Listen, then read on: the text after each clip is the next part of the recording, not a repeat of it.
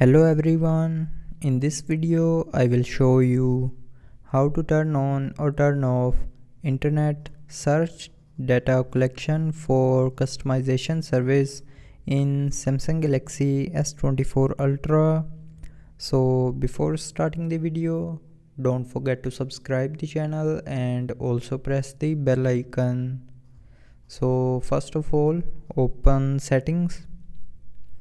Now in settings, scroll down and here click on security and privacy. Now in security and privacy, scroll down and click on more privacy settings, and from here click on customization service.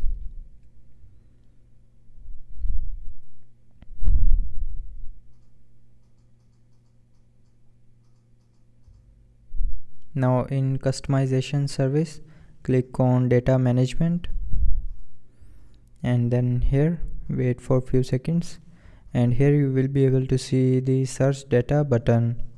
So if you want to turn off internet search data collection for customization service, then turn off this button and then click on stop. And if you want to turn on internet search data collection for customization service, then tap on this button again to turn it back on. So with this button you can turn on or turn off internet search data collection for customization service in Samsung Galaxy S24 Ultra.